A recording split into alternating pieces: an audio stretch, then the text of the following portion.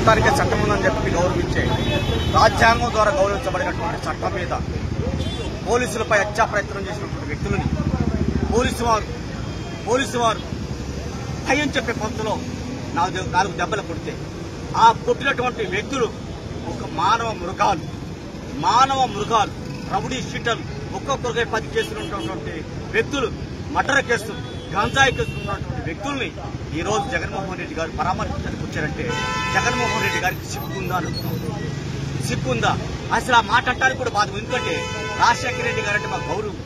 రాజశేఖర రెడ్డి గారి బిడ్డగా ఒక జగన్మోహన్ రెడ్డి గారిని ఈ సమాజం అంతా చేదరించుకుంటుందో అర్థం చేసుకోవచ్చు అని చెప్పి తెలియజేస్తూ, మరి నూతక రవికిరణ్ ఇదే తెనాలి ప్రాంతంలో నూతక రవికిరణ్ మాది కులానికి చెందినటువంటి వ్యక్తిని అతి దారుణంగా ముక్కలుగా నరికి 2022 మార్చి 20వ తారీఖున సముద్రాల పవన్ కుమార్ అలియాస్ లడ్డు అనే రౌడీ షీటర్లు అత్యంత దారుణంగా క్రూరంగా చంపి శవాన్ని కూడా దొరకని పరిస్థితులు చేస్తే ఆ రౌడీ షీటర్ని ఆ రోజు ఖండించినటువంటి జగన్మోహన్ రెడ్డి, ఆ రోజు ఆ ముద్దాయిలకి సపోర్ట్ చేసినటువంటి అప్పటి ఎమ్మెల్యే అన్నాబోతు శివకుమారు, ఆ ముద్దాయిలు సపోర్ట్ చేసినటువంటి అప్పుడు ఎమ్మెల్యే అప్పుడు మరి రాష్ట్ర మంత్రి వర్యులు మరి మేరుగు నాగార్జున గారు మీరు పిలిస్తే ఈ రోజు రౌడీ షీటర్ల పరామర్శించడానికి వచ్చారంటే జగన్మోహన్ రెడ్డి గారు దళితులు ఖచ్చితంగా 2024లో ఏ విధంగా బుద్ధి చెప్పారో 2024లో ఏ విధంగా బుద్ధి చెప్పారో మళ్లీ రానున్న ఎన్నికల్లో కూడా అదే బుద్ధి చెప్పాలని చెప్పి తెలియజేస్తున్నాను. అలాగే సమాజానికి ఒక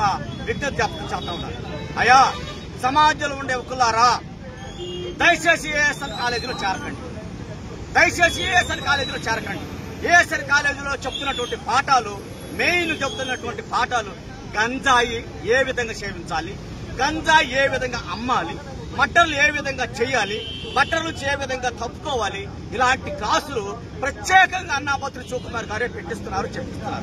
దయచేసి ఈ కేసుల్లో జగన్మోహన్ రెడ్డి వీరికి సపోర్ట్ చేస్తే ఖచ్చితంగా జగన్మోహన్ రెడ్డికి బుద్ధి చెబుతాం.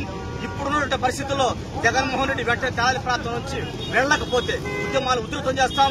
ఖచ్చితంగా శివకుమార్ని ఆ మేరుగు నాగార్జుని ముద్దాయిలుగా రోడ్డు మీద గీత గీసి నిలబెడతామని చెప్పి తెలియజేస్తూ జగన్మోహన్ రెడ్డి ఖబర్దార్ లేకపోతే నీకు బుద్ధి చెబుతాం, ఉద్యమాల ద్వారా బుద్ధి చెబుతామని తెలియజేస్తూ ముగిస్తా ఉన్నాం.